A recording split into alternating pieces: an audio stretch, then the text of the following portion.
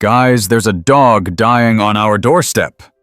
I remember yelling those exact words as the engine bay door rolled up and I saw him, a shaggy golden retriever, collapsed in a heap right outside Station 47. His ribs were showing, and one paw was tucked strangely underneath his chest like it had given out mid-step. But it was his eyes that got me. Not scared, not in pain, just tired, like he had come as far as he could go. We ran out to him like we would to a burning car or a downed hiker, urgency kicking in without a second thought. I knelt beside him and saw the tag right away. It was a beat-up silver disc hanging from a frayed red collar. Not a standard ID tag. It looked handmade. Someone had etched something on it with what looked like a soldering iron, or maybe even a nail. I flipped it over, squinting to read the shaky lettering. Then I read it aloud, and everything stopped. "If you're reading this, I've made it." We all looked at each other, then back at the dog, then back at the tag. "I've made it?" my buddy Clark echoed. "What does that mean?" "It means," I said slowly, running my hand down the dog's matted side, "that he came here on purpose." The moment was surreal. You don't expect a dog to show up at a fire station like it's got an appointment, but that's exactly what happened. And the look on that dog's face? He knew us. Not personally, maybe. But he knew what this place meant. He came to be found. We didn't waste any time. Brian grabbed a towel, and we gently rolled the dog onto it. I took the front, Brian took the back, and Clark held the door open as we carried him inside. The kitchen table became an emergency triage unit. We checked him for visible injuries. None, apart from an old scar on his hind leg that looked like it had healed rough. I brought over a water bowl, and he sniffed at it, then drank. Slowly. Like he'd done it 1,000 times before, but this time it had to last. Clark found some leftover roast chicken in the fridge, chopped it into bits, and laid them on a paper plate. The dog ate them delicately, like he didn't want to make a mess. Then, after drinking a bit more, he curled into a semicircle on the floor and sighed. It was the kind of sigh that said, "I'm home." He had no microchip, no visible license, just that collar, that tag. And the story was already writing itself. By noon, the station felt different. We were still firefighters, still on call, still running drills and checking gear, but every single one of us was making quiet detours to the kitchen to peek in on the dog. No one said it out loud, but we were watching for that next breath, just in case. He made it through lunch, then through shift change. By dinner time, his eyes were following us. Alert now, curious, like he was choosing to stay awake a little longer. That night I couldn't sleep. I came back to the station even though it wasn't my shift, just to see him, just to know he was still there. He was. Curled up on an old fleece blanket someone had dug out of the supply closet. There was a note taped to the wall behind him that said, "Do not disturb, he's resting." I brought a flashlight, turned it on low, and sat beside him. He opened one eye, gave me a soft huff through his nose, and closed it again. "You're safe now," I whispered. The next morning, we named him Tag. It felt right. It was the one part of him that had spoken before he could. By day 3, Tag was eating full meals, still not running around or wagging like crazy, but he had this quiet awareness, like he knew this was a place where he didn't have to be on edge. And even though we hadn't solved the mystery of where he came from, we didn't press. Not yet. It was enough that he was here. The chief wasn't thrilled. Technically, no pets were allowed in the living quarters unless cleared for therapy programs, but I caught him slipping Tag a half slice of ham one morning before roll call. After that, the rules relaxed. Clark built Tag a custom bed using an old supply crate and Brian's spare sleeping bag. We kept it under the big window by the bay doors. That way, Tag could see the comings and goings. He liked that. A week later, we got our first clue.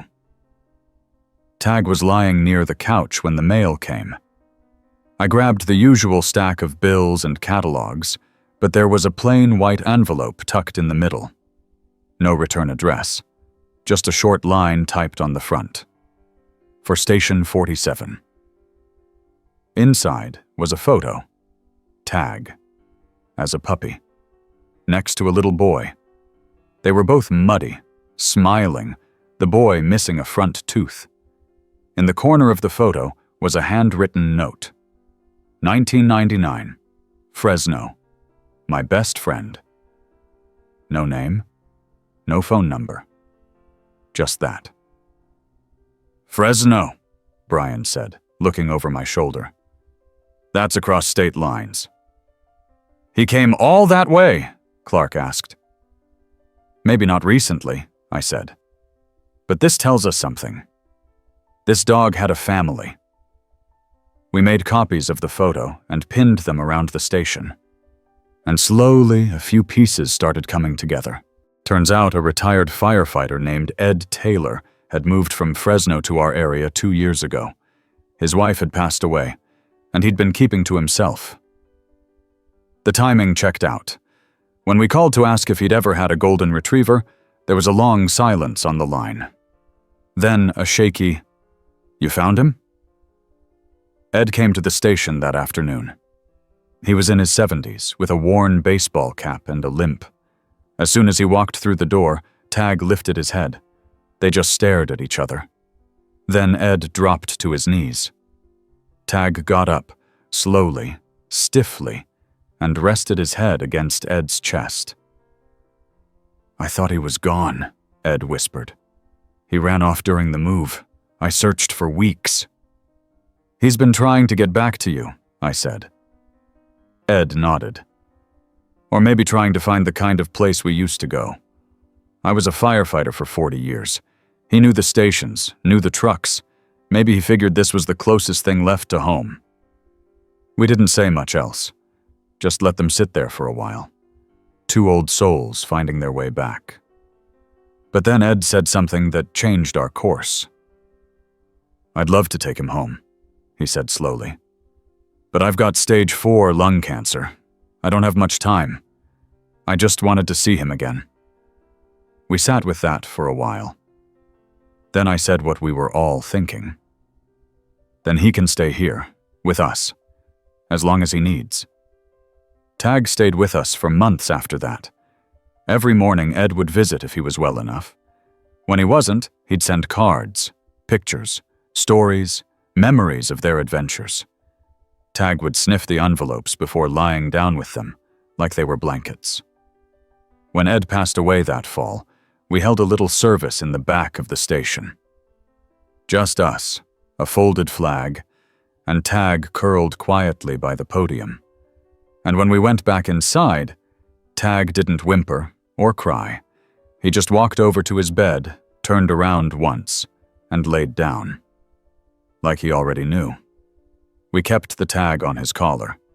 Never changed it, because it was always true. He'd made it. He always would. There's a certain rhythm to firehouse life. Coffee brewing by 5:30, engine checks by 6, gear drills by 7. It's dependable, almost musical in its timing. And somehow, Tag had synced up with it like he was part of the team all along. By the second month, Tag was more than a guest. He was part of the roster. He had his own routine. He'd follow Brian during inventory rounds, wait beside Clark while he tested hoses, and nap in the corner during morning meetings.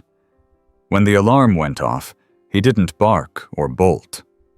He simply moved to the side, tail wagging faintly, as if to say, "Go get him. I'll hold down the fort." We even gave him a laminated badge that said Station Dog, T, and clipped it to his collar with a key ring. It was mostly for fun, but every one of us knew it meant something more. He belonged here, not out of pity or circumstance, but because the place felt right with him in it. It was mid-October when the calls started coming in about Tag. Not emergencies, questions, sightings, memories, people asking, "Is that the golden retriever who used to ride Engine 5 in Fresno?" One even claimed Tag had been in a news article years ago for alerting his owner to a gas leak. Turns out, Ed and Tag had lived a full life together. They'd worked community safety events, school visits, charity runs. Ed had kept most of it to himself, never even told us the half of it. Tag wasn't just any dog, he was part of Fresno's community fabric. We put together a bulletin board next to the break room, called it Tag's Wall. Photos from Ed's old neighborhood began arriving. Kids hugging Tag, parades with him walking beside Ed, Tag in a fire hat at a local fundraiser. Some sent postcards. Others sent notes that simply said, "Thank you for loving him now." One Sunday morning, a box showed up at the station. No return label. Inside was a red and yellow vest, clearly made for a dog. Sewn on the back, "Retired fire dog, honorary service." Clark stared at it. He earned this, didn't he? "And then some," I said, reaching down to adjust it on Tag. He stood a little taller that day. Even the chief smiled when he saw him wearing it. That week, we brought Tag to a local elementary school for Fire Safety Month. The kids swarmed him like he was the main event. Brian did the talking, I handled the slideshow, but everyone's eyes stayed on Tag.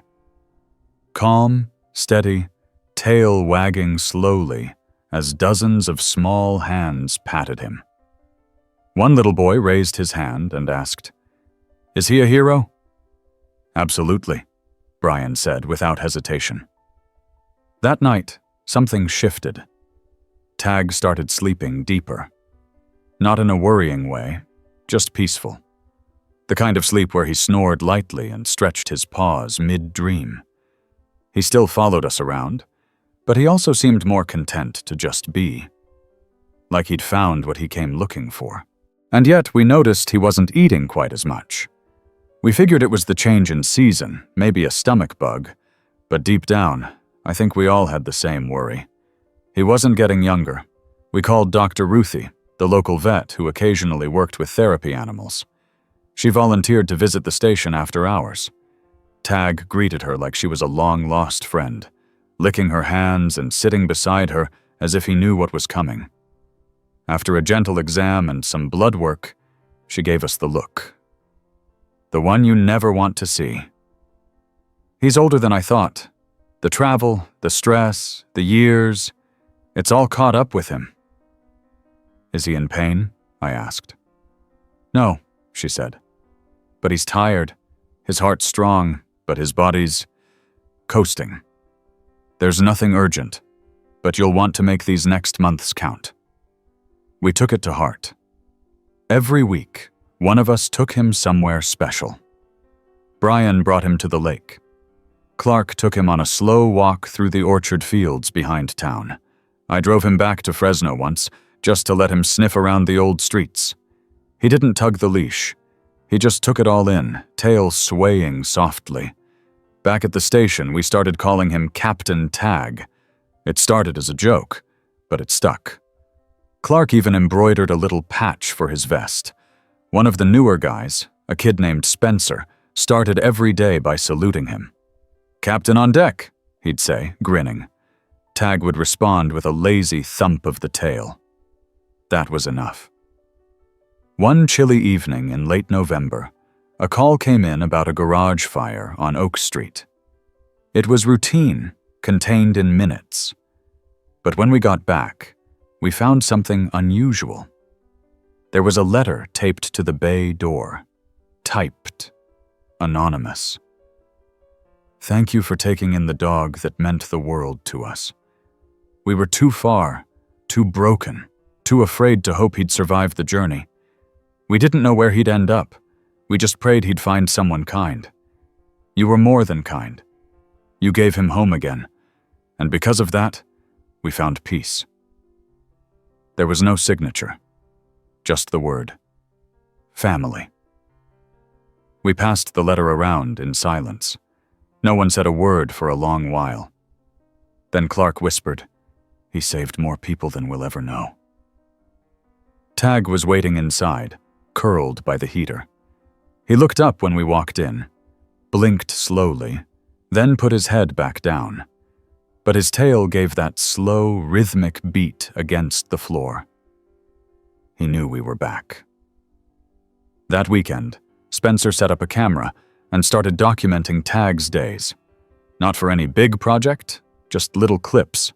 Tag sniffing the snow, Tag watching trucks roll out, Tag laying beside Brian's boots while we played cards. "So we don't forget," Spencer said. But I think it was more than that. We all knew the clock was ticking. We just weren't ready to say it out loud. Tag's appetite kept fading, though his spirit never did. He still made his rounds, still greeted visitors, still curled by the door every evening to wait for our return. If someone was late, he stayed up. If someone seemed down, he nudged their hand. December rolled in with frost and wind, and the bay doors started icing over. We kept Tag's bed closer to the heater now, with extra blankets and a little string of lights above it. We were doing everything we could to make the place feel like Christmas, and somehow it felt like Tag was doing the same for us. Without tricks, without noise, just presence, just being there. Every day with him was quiet magic, and we held on to each one. Christmas Day at Station 47 began with a snowstorm and ended with a surprise. Somewhere around 4 a.m., the blizzard had rolled in, blanketing the entire county. By the time the morning shift brewed coffee, the world outside was wrapped in white. Tag didn't move much that morning. He was warm in his corner, nestled in a bed of soft blankets, and surrounded by stuffed toys the neighborhood kids had dropped off for him the day before. One of the gifts was a bright red ball with jingle bells inside. Tag gave it a nudge with his nose, but didn't chase it. He just watched it roll away, his tail thumping once. We opened presents around the table after breakfast. Small stuff, mostly funny gag gifts, station-themed mugs, socks with fire trucks on them. Brian unwrapped a wool beanie and muttered something about growing old. Clark got yet another pair of suspenders from his secret Santa, and I got a calendar with Tag's photo on every single month. Each shot was one Spencer had taken. January, Tag sitting proudly on the front step, frost clinging to his whiskers. March, Tag trotting alongside the truck. August, Tag sleeping beneath the fireworks on the 4th. Everyone laughed when they saw it, but I could tell no one really wanted to flip past December. Around noon, the chief came in with his wife and dropped off a tray of cookies. Tag stood up for that, slowly, stiffly, and walked over to greet them. The chief's wife crouched down and gave him a gentle rub. "He's hanging in there," she said with a smile, then paused. "I don't think I've ever met a dog who looks so complete." We all knew what she meant. The storm kept everyone indoors, so the calls were slow that day. We spent the afternoon playing cards and watching old movies. Tag lay beside us, watching everything with that calm, steady gaze. Then, just after sundown, the front bell rang.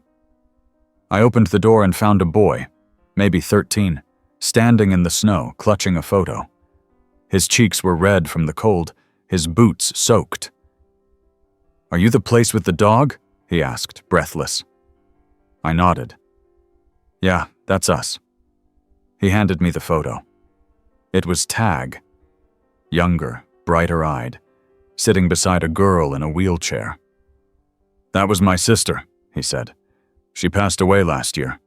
But before that, she used to talk about a dog named Tag every day. Said he made her feel brave. He didn't cry. Just stared at the picture like it held the weight of a whole life. She always said if she couldn't see him again, she hoped he found someone good to be with. I just wanted to see him. Just once. I brought him inside. Tag lifted his head. The boy knelt down, held out his hand, and Tag sniffed it, then rested his chin there like they'd known each other forever. They stayed like that for a while. No one said anything. We just sat and watched something quiet and beautiful happen. The boy left with a small framed copy of the photo and a hug from all of us. Tag walked him to the door, then slowly returned to his bed and curled up again. Later that night, Brian said, "He's like a lighthouse. People just find him when they need to." We all agreed. In January, the local news caught wind of the story.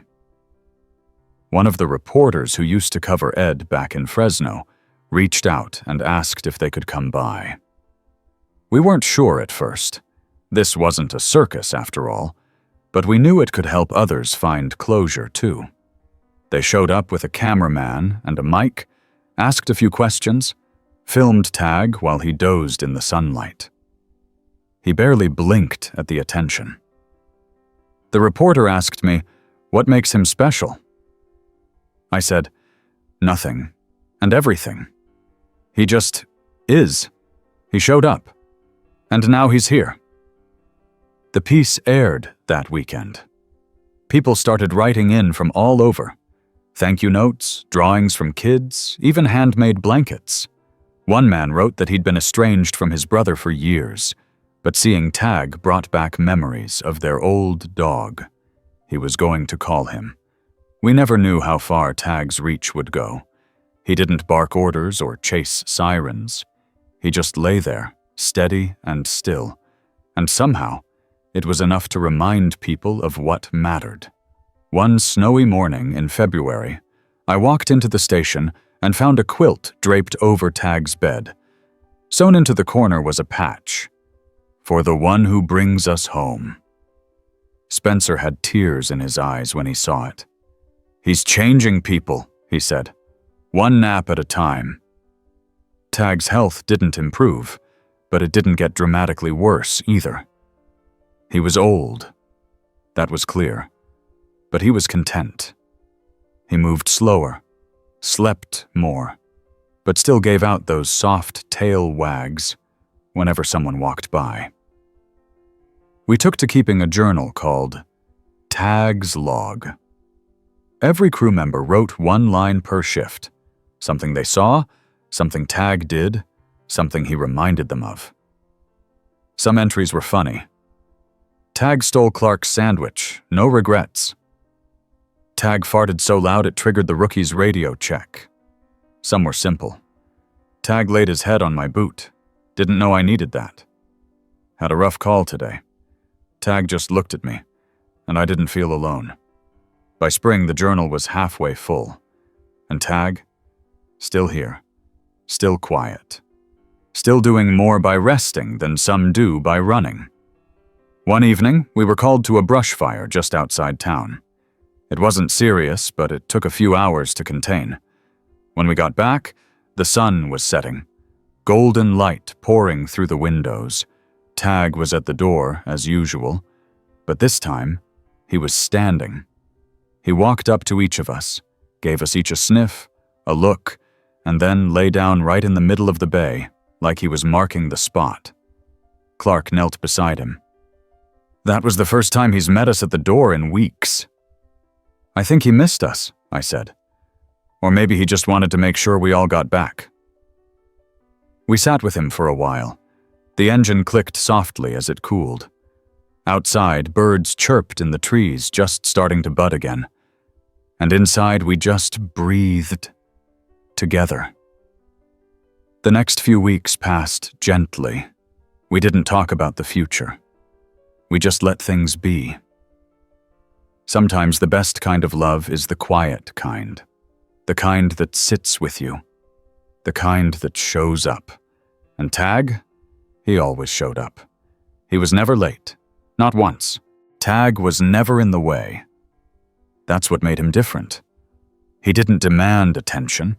He didn't bark for toys or whine for treats. He just knew when to be close and when to give you space. Like he could sense the room, the temperature of a moment. We used to joke that he was better at reading people than any of us were. In early April, the station got assigned 2 new recruits fresh from academy, Nick and Dale. First week on duty, they were tense, trying to prove themselves, jumping at every radio buzz. But then Tag padded over during a slow hour, flopped down beside their gear bench, and fell asleep with his head on Nick's boot. That moment melted every last bit of rookie stiffness. "He just trusts us," Nick said later. "I don't think I've ever had that before." Tag made them feel like they belonged. Not with words, just presence. One afternoon, a local group of school children stopped by for a tour. The kids were small, loud, full of questions.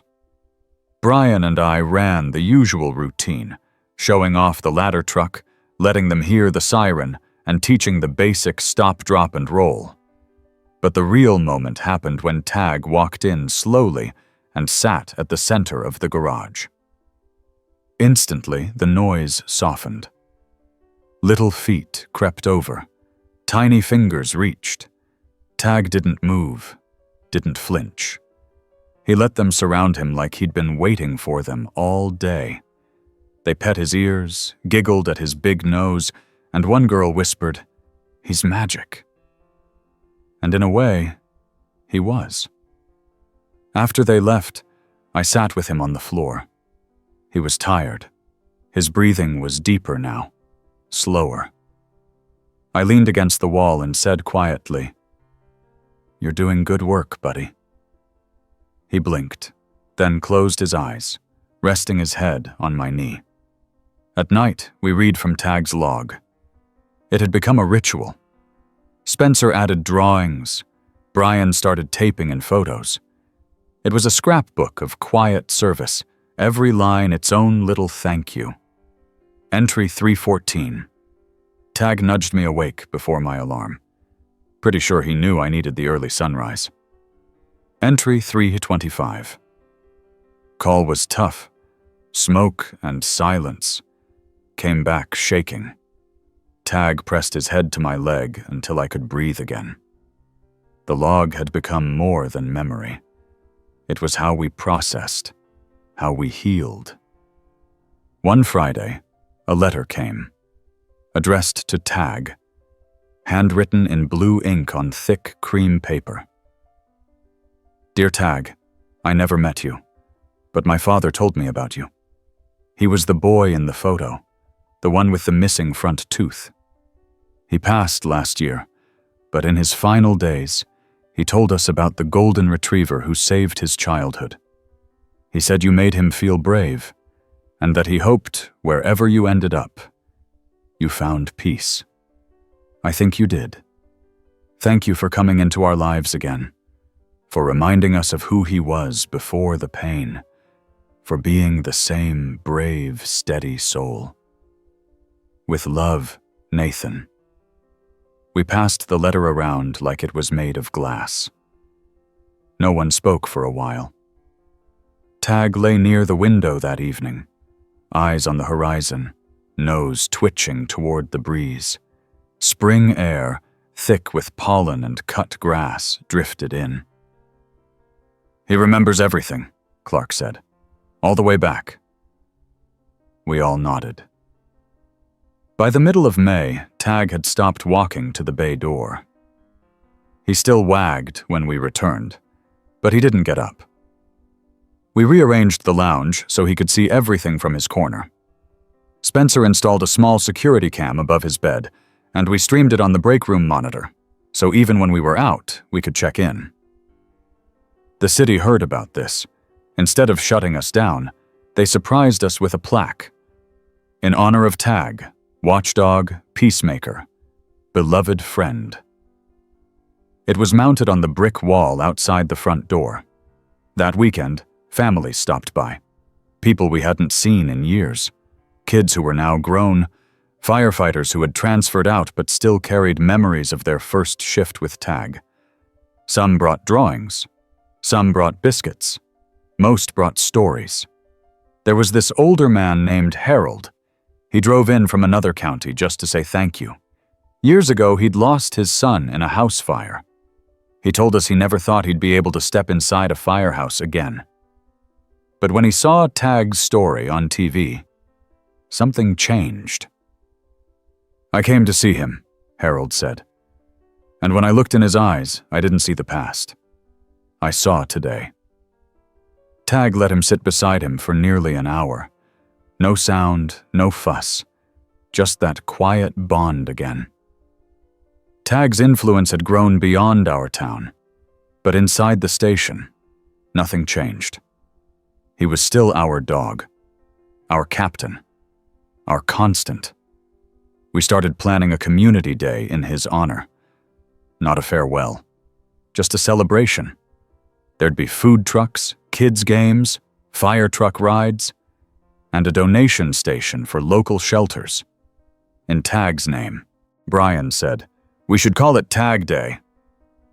Everyone agreed. Clark printed t-shirts. Spencer made flyers. The town square committee even offered the park across from the station. Tag watched the preparations from his bed, eyes half-lidded but content. Every time someone walked past, he gave a little thump of his tail.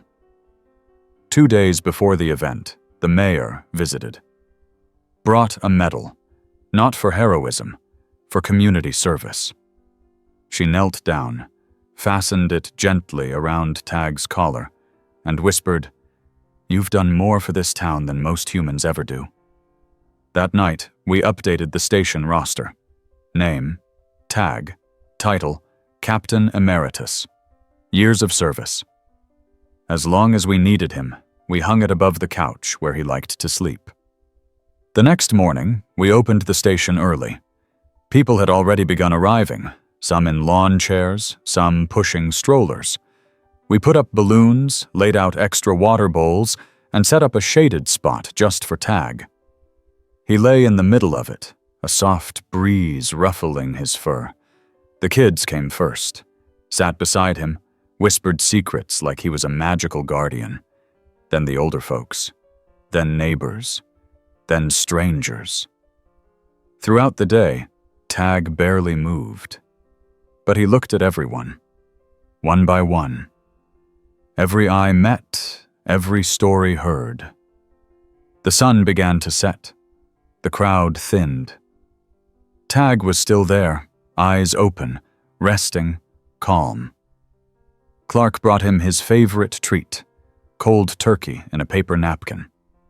Tag sniffed it, licked it once, then rested his head again. We sat in a circle around him. The engine was parked nearby, glinting in the low light. The town was quiet. Peaceful. Brian leaned back and said, "You think he knows how loved he is?" "He's known from the start," I said. "That's why he made it here." And Tag blinked slowly. Not tired, not sick, just present. As always. The morning after Tag Day, the station felt lighter somehow. Maybe it was the leftovers still packed in foil in the fridge, or the sound of kids' laughter echoing in our heads. Maybe it was just that something had been shared so deeply, so quietly, that the air remembered it too. Tag slept in longer than usual. When I came in with my thermos of coffee, he was still curled in his bed, breathing slow and even. I sat beside him and didn't say a word, just listened to the sound of a peaceful dog and a waking station. Brian came in next, then Spencer, then Clark. One by one, we gathered like it was a meeting we hadn't called. No one brought up chores or call logs or weekend plans. We just sat in that little pocket of stillness, as though Tag had taught us that sometimes being together was enough. Eventually, the rhythm of work picked up again. The trucks needed maintenance, hoses needed rolling, and the gear room had to be reorganized. Tag stayed near the doorway where he could see everything. The vest with his honorary patch lay folded neatly beside his bed, too heavy now for him to wear, but still close. That week brought rain. Long, steady showers that painted the town in muted gray. Calls slowed. Roads emptied. We spent more time indoors, and Tag seemed to like that. He liked the quiet clinking of coffee mugs, the tapping of fingers on keyboards, the shuffling of boots on tile. One night, after a call where we helped a family whose chimney caught fire, we came back soaked. We left our gear near the dryer and peeled off gloves at the door. Tag was waiting, eyes half closed, a blanket pulled up to his shoulders. He didn't lift his head, but his tail moved once, soft and slow. We sat beside him again. It had become instinct. Clark reached down and scratched behind Tag's ears. "You've been waiting your whole life to do this, haven't you? Just be the calm after the storm."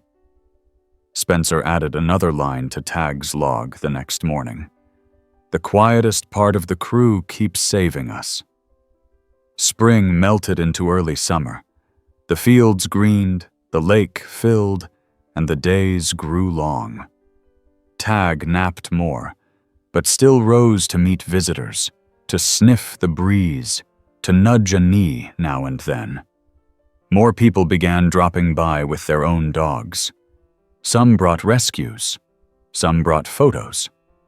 They'd heard about Tag, and they wanted to thank him in person. Not just for his story, but for reminding them to believe in something good again. We started joking about setting up a captain's corner with a bench beside his bed so people didn't have to crouch. Clark built one by hand over the weekend. It wasn't fancy, just smooth pine with a fire decal carved into the side and Tag's name in bold block letters. The mayor visited again, this time with a group of students writing essays about local heroes. They came with notebooks and cameras and wide eyes. One of the kids asked, "Why do you all love him so much?" Brian answered, "Because he showed up when he didn't have to, and stayed when we didn't even know we needed him." Spencer whispered to the kid, "Tag's the real chief around here." One Sunday, we took a trip to the nearby nature preserve. We loaded Tag onto a padded stretcher, something Clark had rigged to look like a wagon, and pulled him gently through the winding trails. Birds sang, wildflowers swayed. Tag's nose twitched the whole time. He didn't try to get up, just watched the woods roll by, ears flicking to every rustle. When we reached a clearing by the stream, we stopped for lunch. Tag lay in the shade, paws crossed, watching the rippling water. A few ducks paddled close.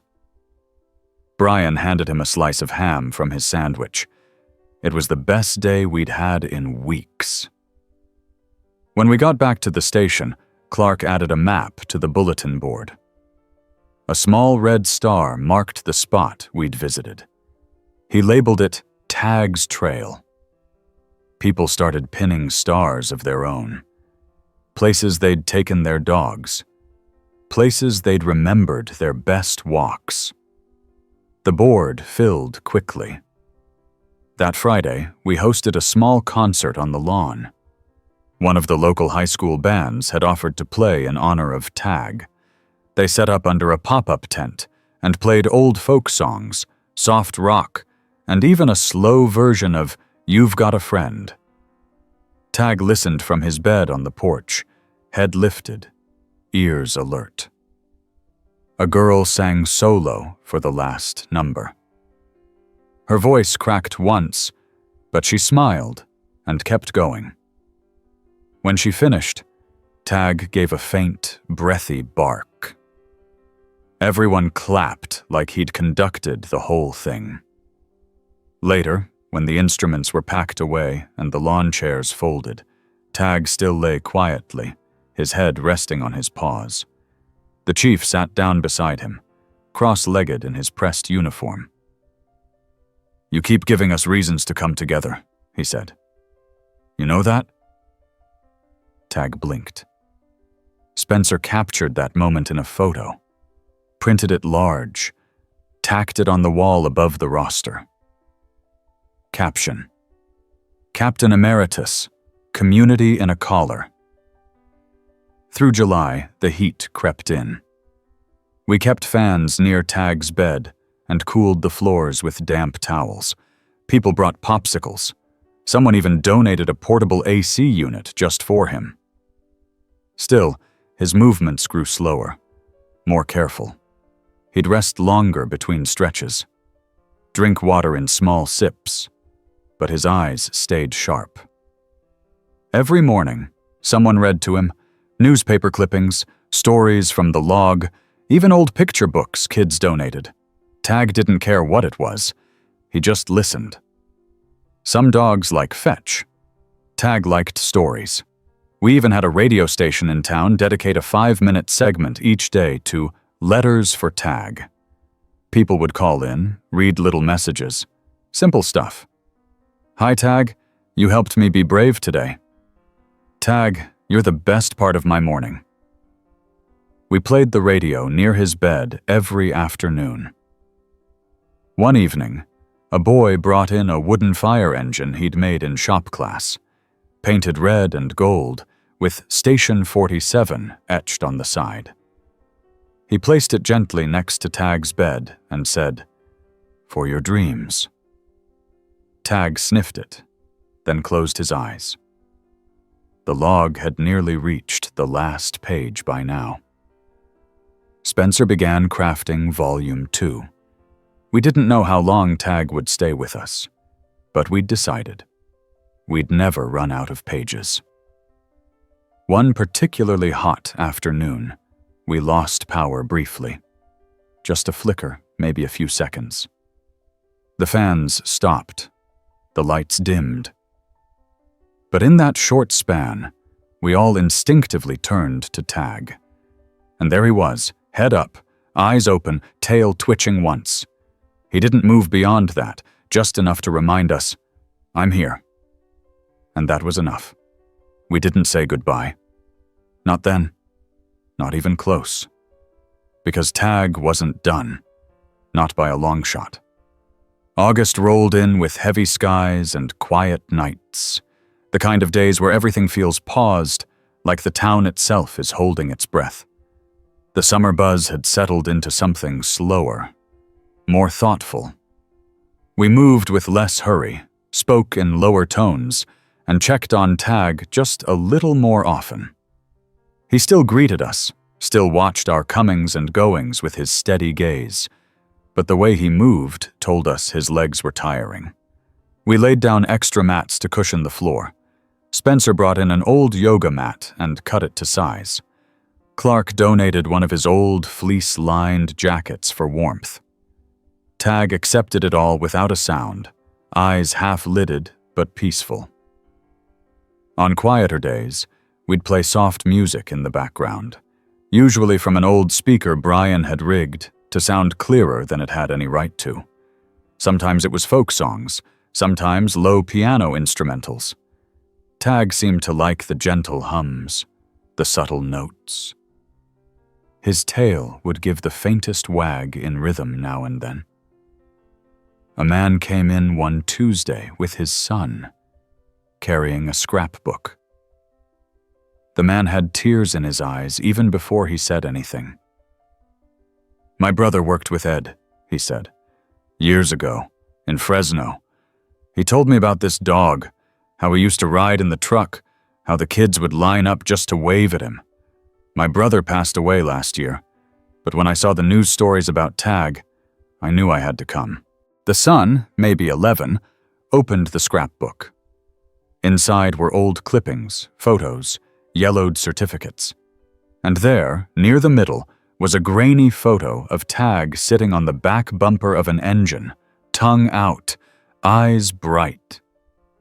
"I didn't think he could still be out there," the man whispered. "But here he is." Tag sniffed the man's hand and rested his chin there for a long moment.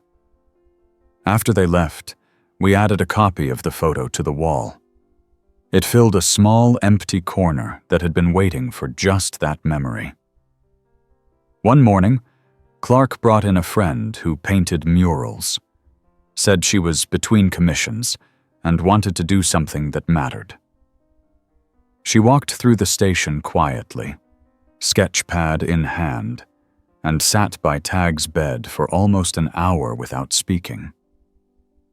The next day, she started sketching on the east wall of the lounge. We didn't peek. Not until she was done. When she finally revealed it a week later, the whole station stood in stunned silence. It was Tag, lying calmly on the porch of the station, with the crew around him, not in uniforms, but in ordinary clothes, relaxed, smiling. Behind them, the fire truck. Above them, a soft evening sky streaked with gold and lavender. And at the very top, painted in small, neat letters, "Some fires are quiet, some heroes are too." Tag looked at it for a long time. We swear he blinked slowly in approval. After that, the mural became part of our day. Visitors paused to admire it. New recruits were told its story, and at least once a day, someone would sit beneath it beside Tag's bed, just to feel the warmth it gave off. Spencer built a frame for Volume 2 of Tag's log, this one with a wooden cover and brass corners. He carved a little paw print into the front. Inside, the entries kept coming. "Tag sighed today, just once, but it felt like a whole conversation. Watched the sunrise with Tag.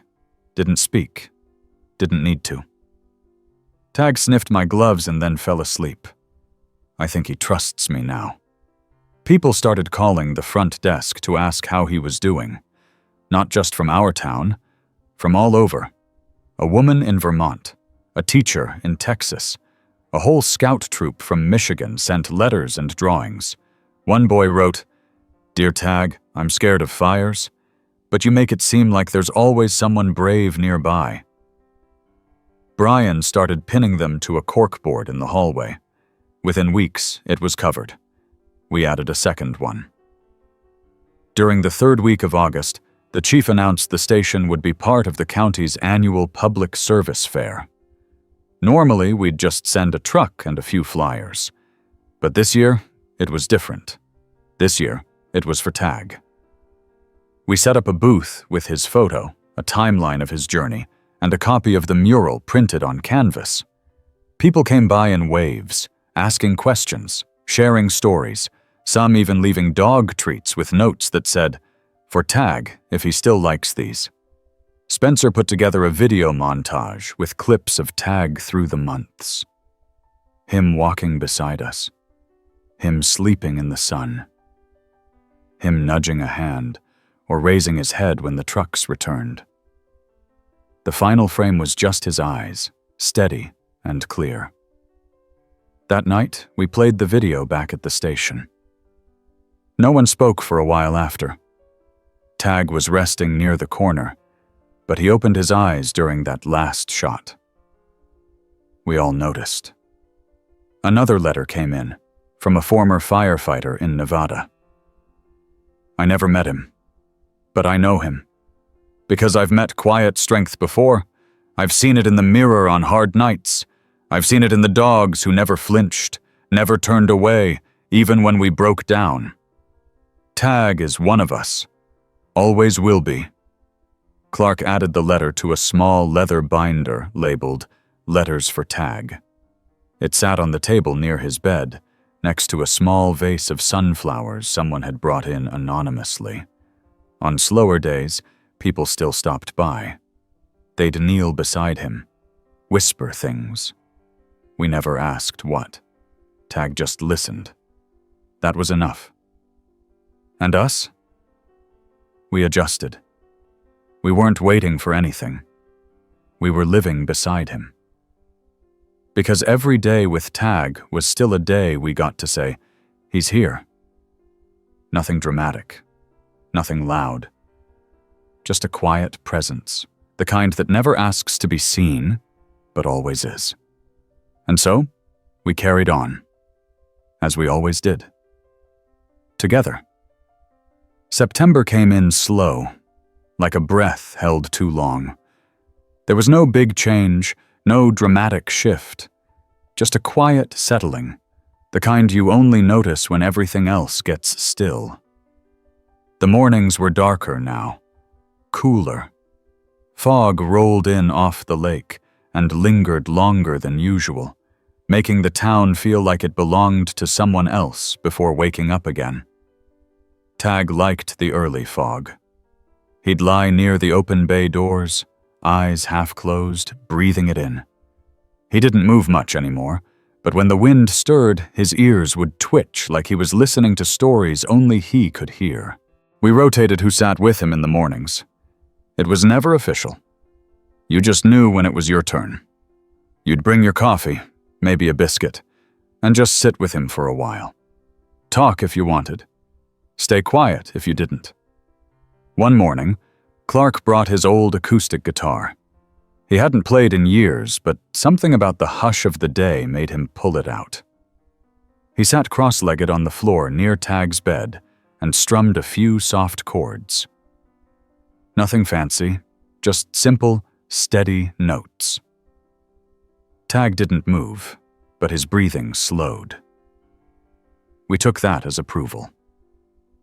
After that, the guitar stayed in the lounge. A few days later, Spencer brought in his camera again. He said he wanted to start a short video series.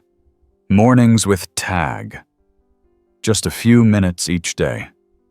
He filmed Clark playing music, Brian reading the paper aloud, me sitting quietly with a mug in my hands.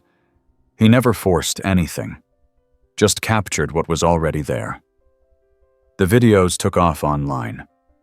People started tagging them with stories of their own dogs, their own quiet mornings.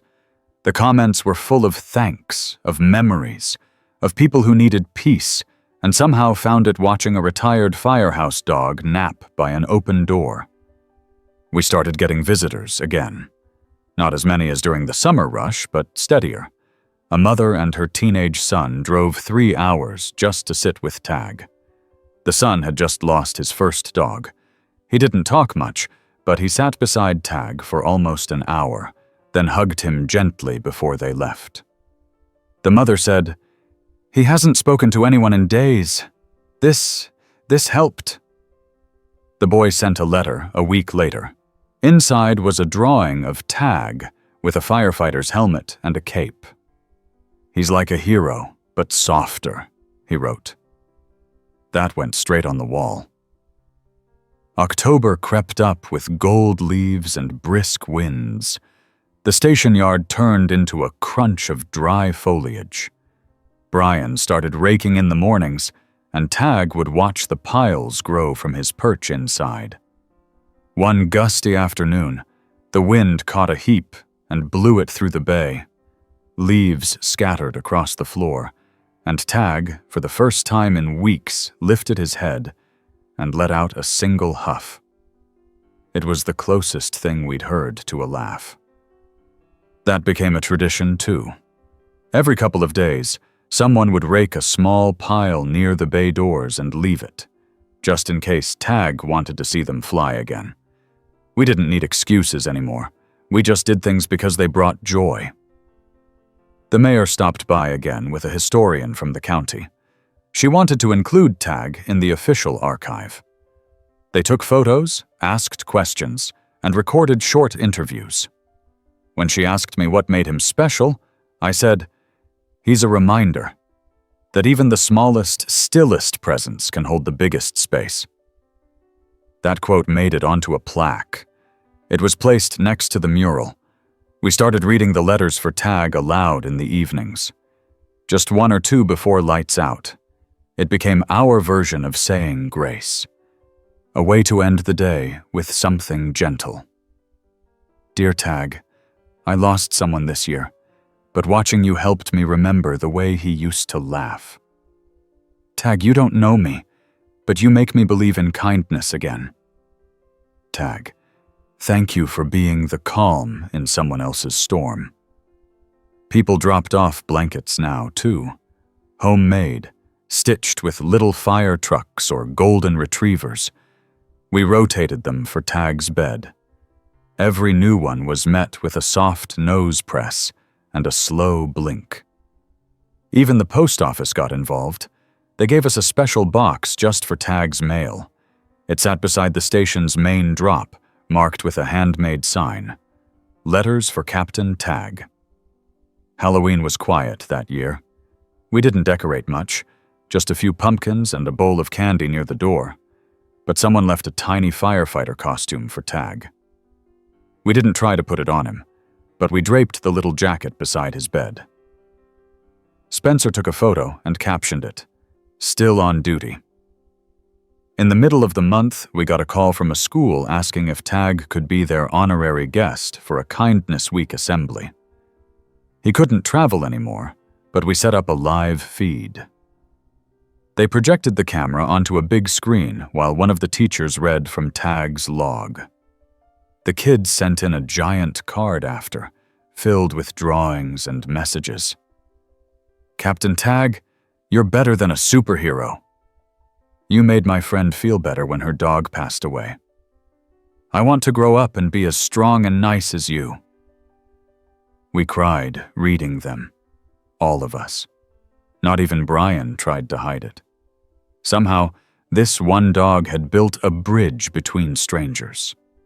Without moving, without speaking, he'd connected people across towns, across states, across fears.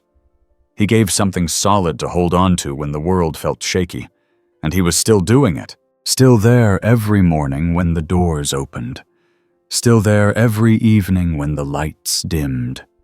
Just steady, just Tag, just everything we needed.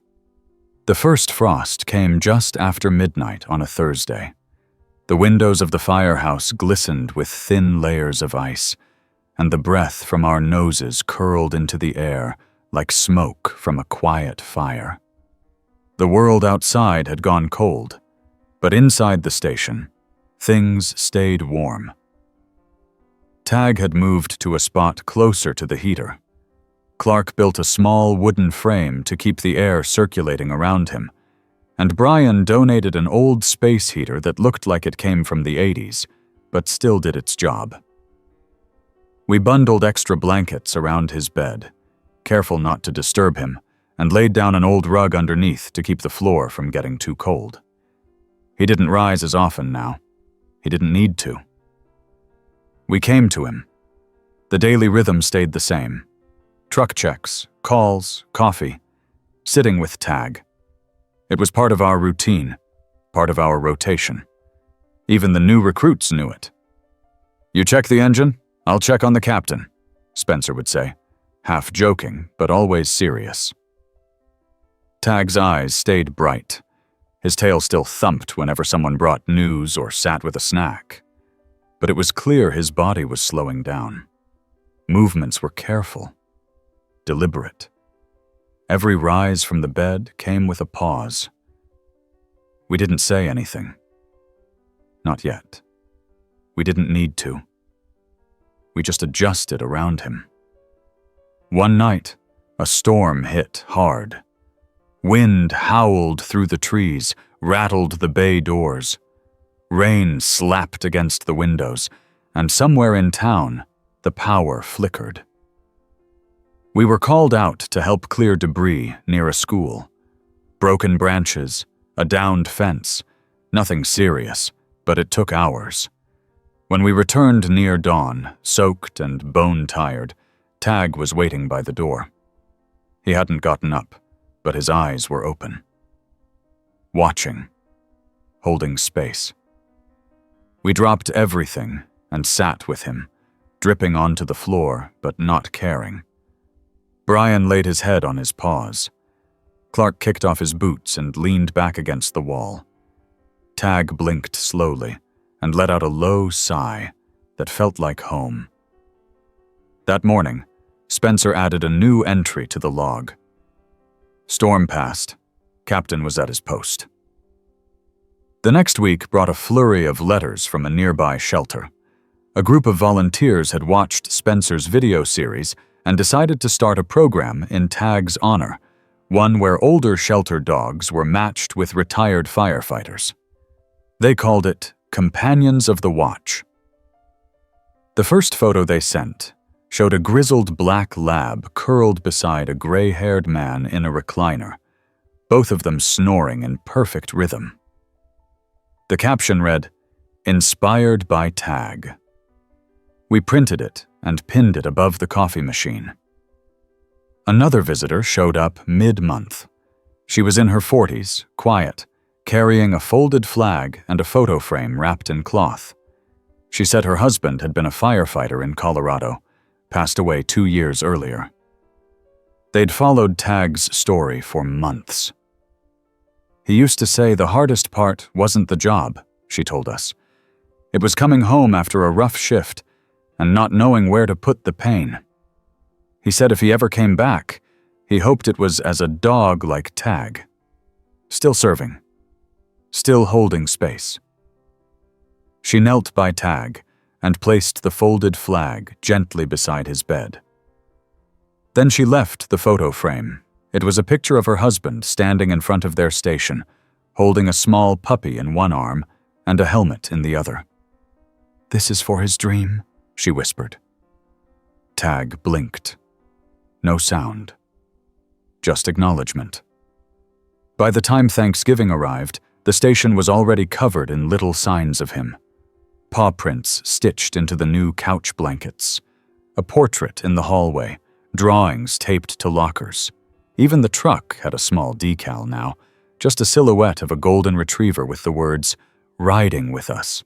We didn't make a big deal out of the holiday, just a quiet dinner around the table, the usual jokes, the same turkey Brian somehow always overcooked. But Tag was with us, wrapped in a flannel blanket, resting peacefully. Every crew member took a turn sitting beside him during the meal. No plan. No prompting. Just something that felt right. After dessert, Clark read a letter out loud. "Dear Tag, I lost my home this year, but when I watched you waiting by the door, I remembered what home really is. Thank you." He folded the letter slowly. Nobody spoke. Someone poured another cup of coffee. Tag sighed in his sleep. The day after Thanksgiving, a group of kids from the local elementary school walked over with their teacher. Each one had written a thank you note to Tag. The teacher read a few aloud, while the kids took turns sitting beside him. "Thank you, Tag, for being soft and kind.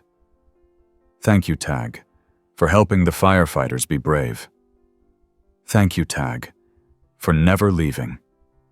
The kids left behind a stack of crayon drawings, most of them showing a golden dog in a red hat riding a fire truck through the clouds. Clark made copies of each and pinned them around Tag's bed like a gallery. One evening, Brian brought in a small speaker and played audio recordings of some of the letters from across the country. People had sent in voice memos, messages for Tag. "Hey, Tag, I'm a nurse in Tennessee. You reminded me how to sit still again. I'm a mom of 3. I watch your videos at the end of hard days. You make me feel less alone. I don't know why you matter so much, but you do. Thank you, Captain." We listened in silence. Tag didn't react much. Just that steady, familiar breathing. A presence that had grown stronger with every story. One afternoon, we received a wooden box.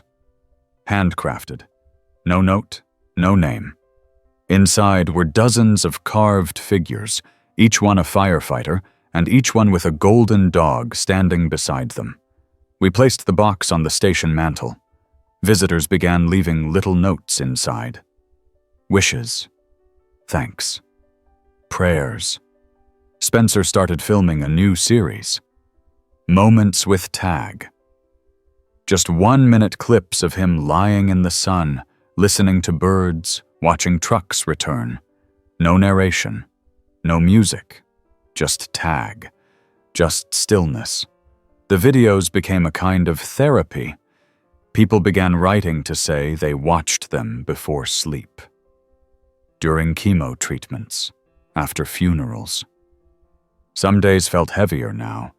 Not because anything had changed, but because everything had. We felt the weight of time more clearly. The value of each breath. The significance of a quiet presence that had stitched itself into the walls. Tag didn't move as much anymore, but he didn't need to. He'd already gone everywhere he needed to be, and we were still catching up. The first snow came early in December, drifting softly over the rooftops like a hush that blanketed the whole town. Streets turned silent, tire tracks disappeared within minutes, and the crunch of footsteps outside the station became rarer and rarer. Inside, though, things were full. Full of movement, warmth, and the quiet energy that came from being close to something meaningful. Tag had settled into his winter routine. His bed had been moved to the center of the common area now, the warmest spot in the station. The string of lights above him flickered gently, casting a soft, golden glow over his fur. He didn't get up anymore, not even to shift locations. But his tail still moved when the front door opened, and his eyes still followed each one of us as we passed. We read to him more now. Sometimes newspapers, sometimes the latest letters, sometimes books that visitors dropped off, always about dogs. Someone left a worn copy of The Incredible Journey on the bench, and Clark started reading it aloud each night before lights out. Tag seemed to like the rhythm of it, even if he didn't understand the words. People still came. Fewer than before, but more intentionally. A young couple who had lost their dog in a car accident. A woman who'd just retired from 30 years in dispatch. A group of teen volunteers who had raised money to donate heated beds to shelters, inspired by Tag's videos.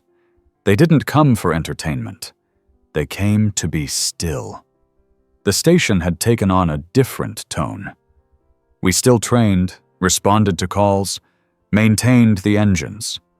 But something about having Tag at the heart of the space made us quieter, gentler. Even the alarms felt less jarring, like they understood. We stopped watching the clock as much. We marked time by the soft rise and fall of Tag's chest. Spencer's video series now had over 1 million combined views. He never mentioned it unless asked. It wasn't about numbers. It was about connection. People began sending in their own clips, quiet moments with their pets, their kids, their morning coffee.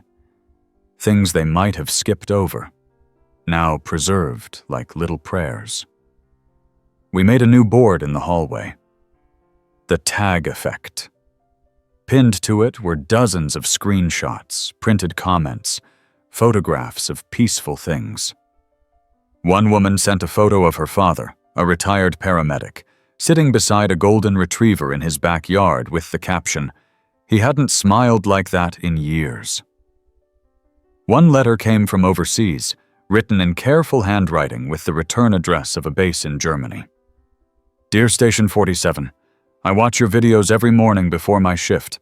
I haven't been home in 2 years, but somehow seeing Tag makes it feel like I'm closer. Thank you for sharing your peace." Brian framed it. The week before Christmas, the town asked if we would host a candlelight vigil at the station. Not for a cause, just for togetherness. They said they'd bring the candles, All we had to do was open the bay doors. We did. The night was cold, windless, clear. Families gathered in scarves and gloves, holding small, flickering lights. The mayor gave a short speech. The choir from the high school sang 3 songs. Then the captain stepped forward. Not our chief, but TAG's new honorary title holder, a 12-year-old boy who had written a letter in October offering to help carry the torch. He knelt beside TAG's bed and placed his candle in a glass jar.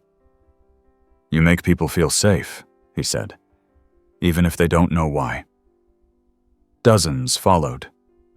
Soon, the floor around TAG was glowing with soft gold. We sat up late that night, reading new letters and warming cider. Spencer recorded the whole event, but we all agreed. Some things couldn't be captured. Not really. Christmas Eve came like it always did. Quiet. A little magical. We hung stockings again, one for each crew member, one for the engine, and one for TAG. Inside his, someone placed a soft chew toy shaped like a firefighter's helmet. He didn't move when we showed it to him, but his nose twitched. Dinner was potluck style. Mashed potatoes, green beans, ham. A pie one of the retired chiefs brought by earlier. We ate slowly, taking turns sitting beside TAG. After the meal, Clark played a few songs on the guitar. Not carols, just familiar tunes. Then we all went quiet, letting the sound of the heater and the occasional pop of the logs in the fireplace fill the air. TAG's breathing was steady, peaceful, still present. We woke up to snow again on Christmas morning. No calls, no visitors, just us and the silence. Spencer walked in early with a new journal, Volume 3 of TAG's log. The cover was green, with a gold firehouse emblem embossed on the front. He opened it to the first page and wrote, "December 25th. TAG is here. That's all that matters." By midday, the snow had stopped. The sun peeked through thick clouds, casting a silver light across the station floor. Clark laid down beside TAG and just breathed with him for a while. Brian brought him a bit of turkey. TAG didn't eat it, but he sniffed. We didn't say much that day. We didn't need to. The stillness said it all. One of the rookies, Dale, asked if he could take a shift beside TAG that evening. We said of course. He sat cross-legged beside the bed, reading a graphic novel aloud in a soft voice. TAG's ears flicked occasionally. Dale didn't notice. He was too deep in the story.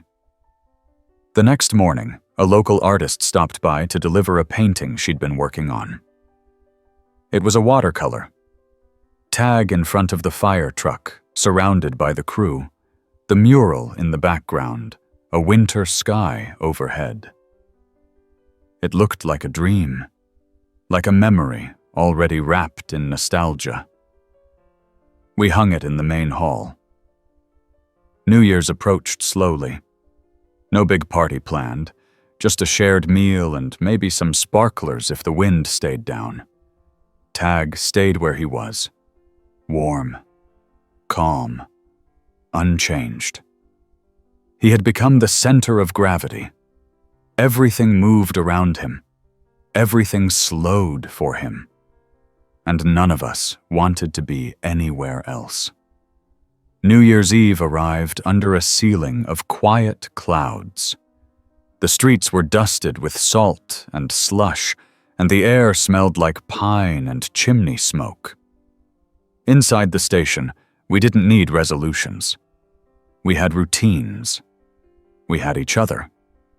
And we had TAG. That morning, Brian brought in pastries from the bakery down the road. Spencer handed out fresh log pages and asked everyone to write one memory of TAG that hadn't made it in yet. Clark brewed enough coffee for 10, even though there were 6 of us on duty. It felt more like a family gathering than a shift. Tag lay curled in his bed, the familiar pile of blankets tucked gently around his back. Someone had laid his firefighter plush helmet beside him again, and Spencer had changed out the string lights for softer, amber bulbs. They glowed like campfire embers against the windows. We checked on him more often that day.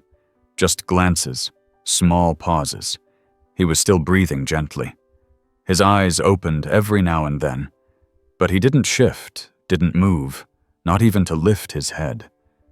Still, the room held a kind of reverence, the kind you feel when something important is happening, even if you don't fully understand it yet. The chief stopped by around noon, his hands buried deep in his coat pockets. He didn't say much, just nodded toward Tag and sat for a while beside him, shoulders square and quiet.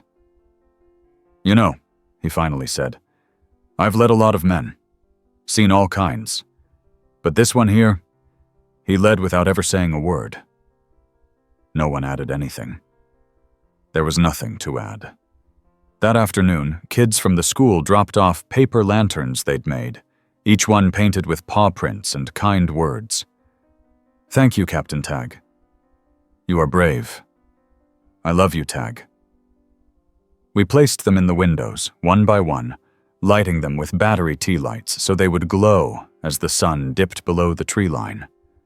Dinner was simple: soup and grilled cheese. No one wanted to cook. No one needed more than that. The food didn't matter.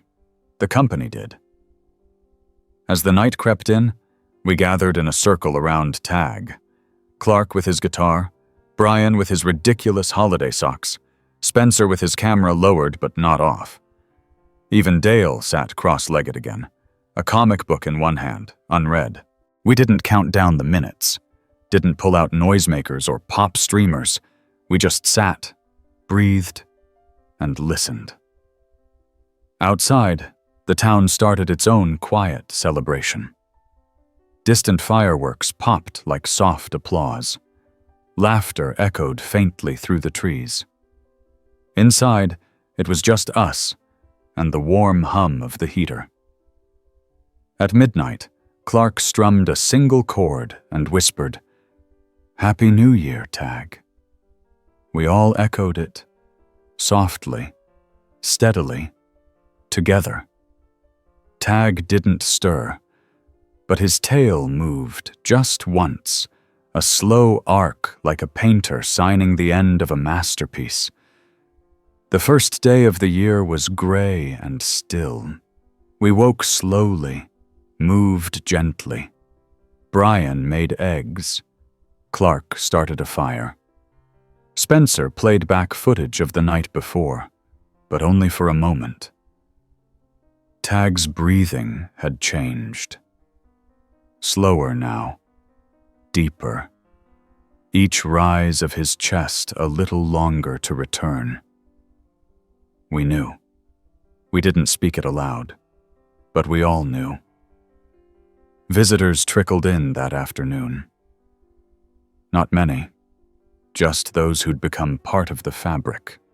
The school principal, the librarian who'd read him poetry every Thursday, Ed Taylor's nephew, who drove down from Fresno once a month.